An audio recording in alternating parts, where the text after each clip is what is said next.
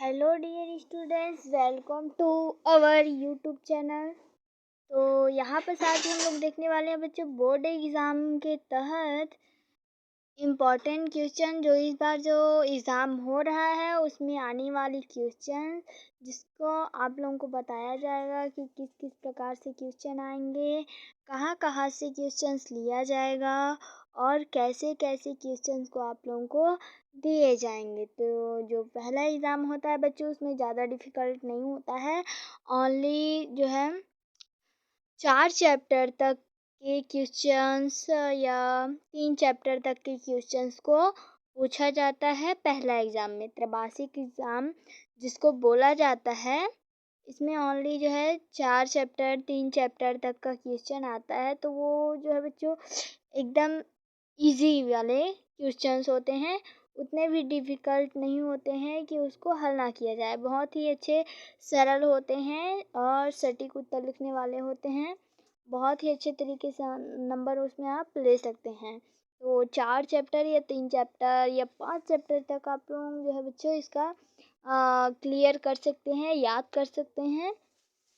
तो यहाँ पर मैं बतानी हो वाली हूँ बोर्ड एग्ज़ाम के तहत आने वाली आईएमपी क्वेश्चन, इम्पॉर्टेंट क्वेश्चन जो कि आप लोगों को हर साल पूछा जाता है। वैसे क्वेश्चन को यहाँ पर आप लोगों को लाया गया है, बताया गया है। यहाँ पर देख लीजिए इम्पॉर्टेंट प्रश्न है। ये तीर का निशान करके आप लोगों को बता देती हूँ कि कहाँ से है। ये देख लीजिए यहाँ बस आप लोगों को दे दिया गया है कि किस प्रकार से कौन सा है। तो क्लास 10th है, क्लास 10th और हिंदी है और उसी का क्या है इम्पॉर्टेंट क्वेश्चंस है। तो चलिए देखते हैं इम्पॉर्टेंट क्वेश्चन पूरा पहले चैप्टर से लेकर पूरे 4-5 चैप्टर तक मैंने यहाँ पर क्वेश्चंस को आप लोगों के लिए लाया है। तो देखिए बच्चों, मैं यहाँ स्वच्छंद हूँ, जाना नहीं है। चित्रकूट यानी बच्चों ये क्या है, संदर्भ प्रश्न व्याख्या लिखने वाला क्वेश्चन है। चलिए देखते हैं। मैं यहाँ स्वच्छंद हूँ, जाना नहीं है। चित्रकूट की अनपढ़ चौड़ी कम ऊंची ऊंची पहाड़ियाँ दूर दिशाओं तक फैली हैं।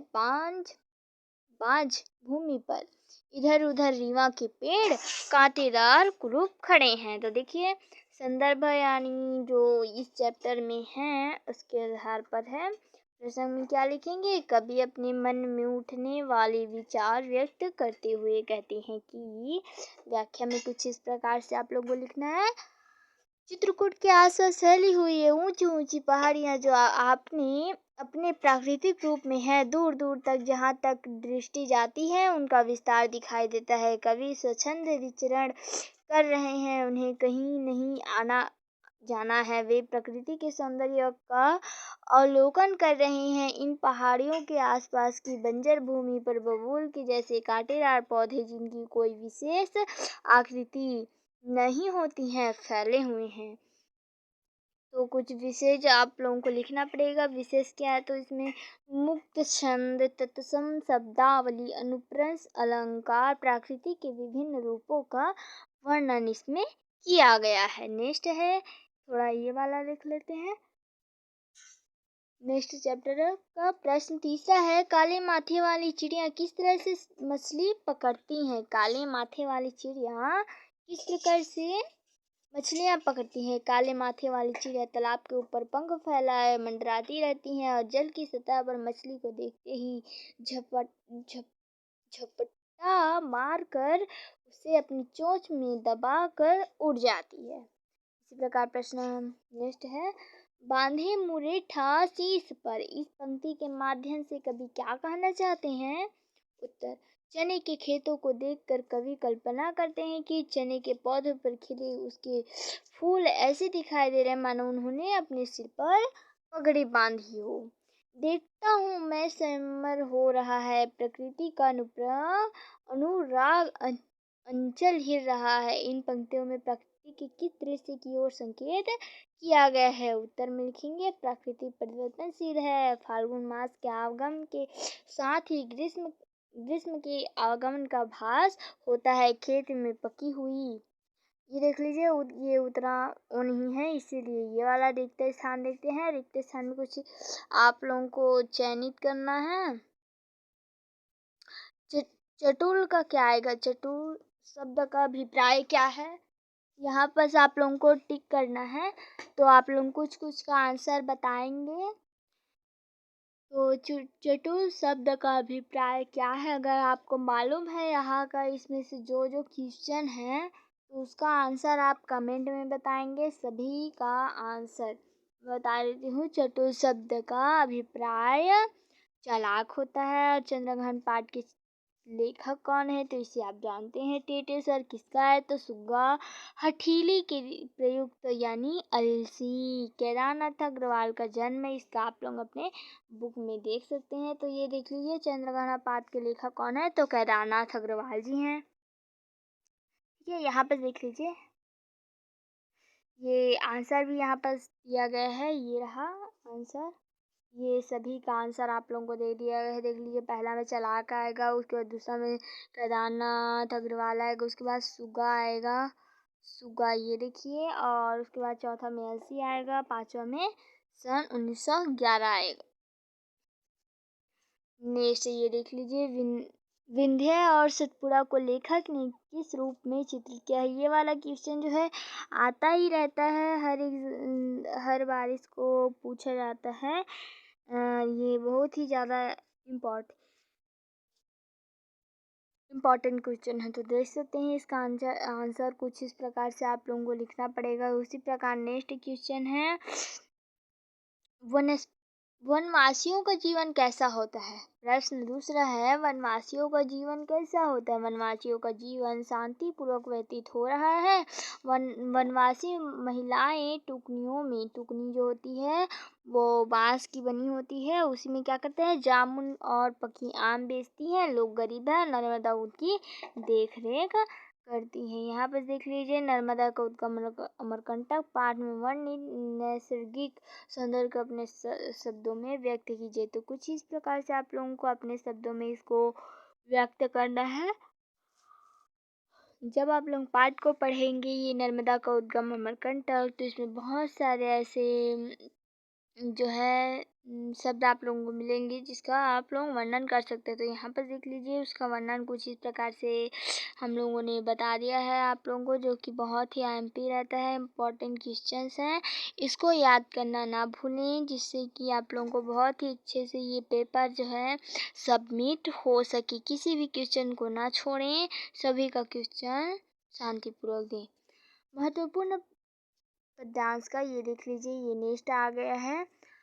अमल धवलगिरी के शिखरों पर बादल को घिरते देखा है, छोटे छोटे मोती जैसे उसके शीतल तुहिन कणों को माँ सरोवर की उन स्वर्णिम पर गिरते देखा है। बादल को घिरते देखा है, तो ये देख लीजिए ये जो है बादल को घिरते देखा है चैप्टर का है क्वेश्चन।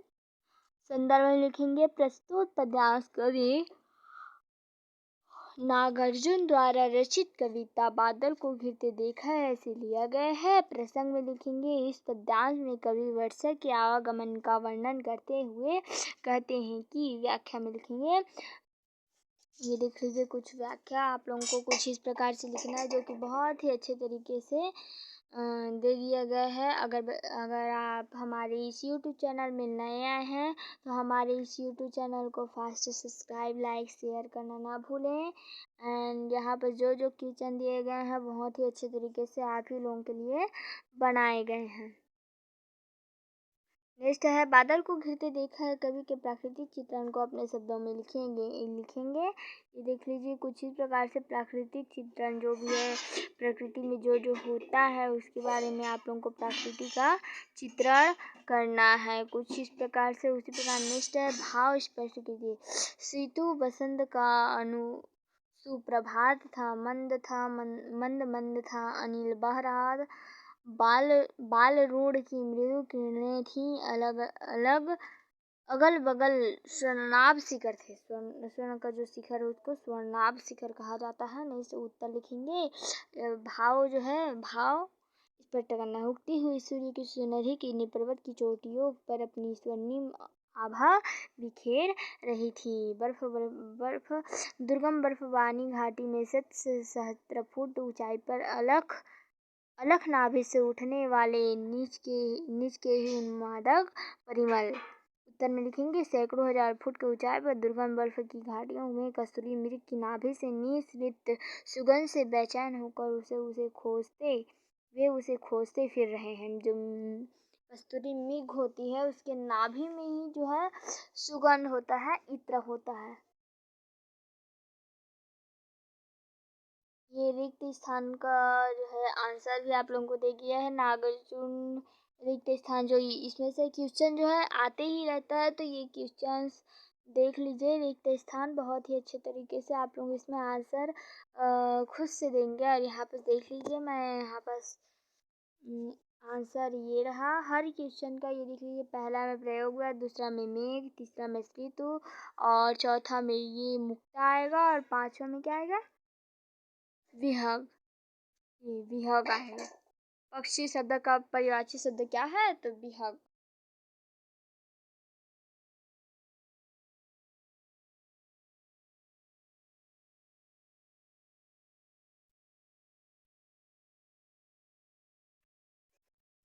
इसी प्रकार नेक्स्ट है, ये कश्मीर का नाम सुनते ही आपके मन में क्या क्या छवियां उभरती हैं? चर्चा करके लिखिए। यानी जो कश्मीर है उसका नाम सुनते ही, कश्मीर जम्मू कश्मीर जो होता है उसका नाम सुनते ही आपके मन में जो है कौन कौन सी छवियां उभरती हैं? तो इसको आप लोगों को लिखना पड़ेगा, जैसे कि श्रीनगर, गुलमार्ग, सोनमार्ग, लेह, कुपवारा, जैसे राजिम का ताज कहा जाता है ना।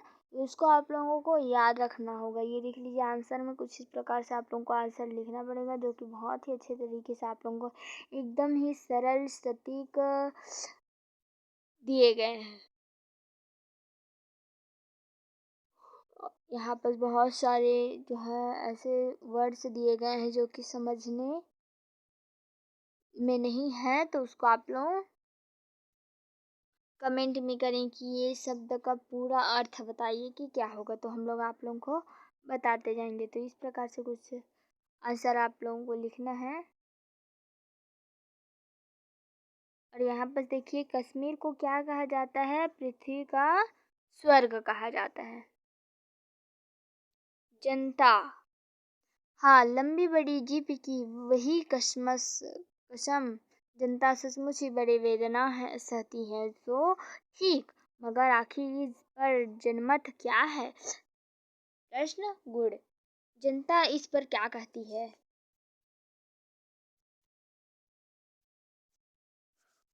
ये क्वेश्चन भी बहुत ही अच्छा है। और ये देख लीजिए, उसका आंसर कुछ इस प्रकार से विशेष को आप लोगों को लिखना नहीं भूलना है। कुछ भी डालें लेकिन उसमें विशेष में कुछ लिखना ही है। भाषा के बारे में कि कौन सी भाषा है, मृद भाषा है या शोक भाषा है या दुखद भाषा है, इस प्रकार से आप लोगों को बहुत सारे वर्ण लिख देने हैं। तो देख लीजिए, उस क्वेश्चन का आंसर कुछ इस प्रकार से आप लोगों को लिखना है, जो कि बहुत ही अच्छे तरीके से आप लोगों को दे दिया गया है।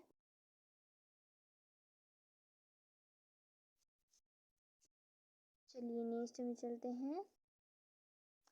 अभिषेक आज राजा का नहीं प्रजा का है, यह किस अवसर के लिए कहा गया? भारत में गणतंत्र की स्थापना हो इसलिए प्रजा का अभिषेक करने के लिए कहा गया है। जब जनता की भौहें क्रोध में तन जाती हैं तो क्या क्या होता है?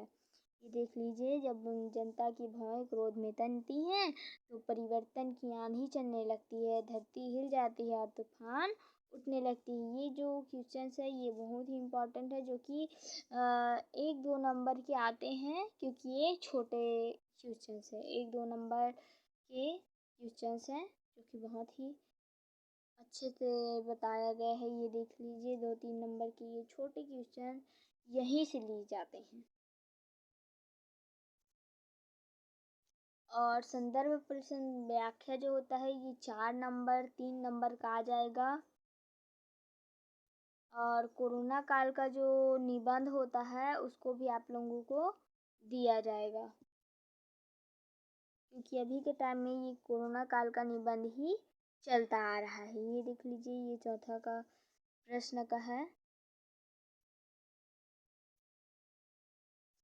ये देख लीजिए, गांधी जी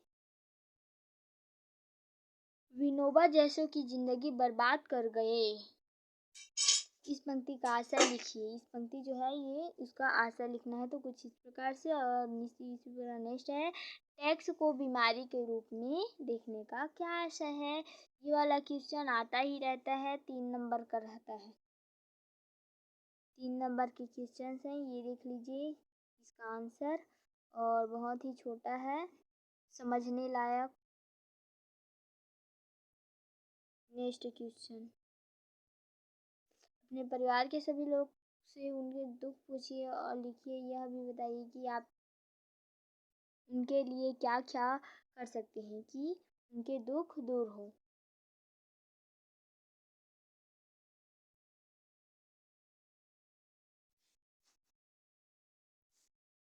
इसको तो आप खुद से लिख सकते हैं कि क्या क्या करना चाहिए, है ना। 5 नंबर की क्वेश्चन में ये वाला, अक्सर लोग अपनी बुनियादी ज़रूरतों के रहते हुए भी और ज़्यादा की चाह करते हैं। पाठ में कि भी 1-2 ऐसे दुखी लोग के उदाहरण दिए हैं। आपके अनुभव में भी कुछ उदाहरण होंगे, उनके बारे में लिखना है। देखिए, लालसा रखना दुख की कारण है, लालसा।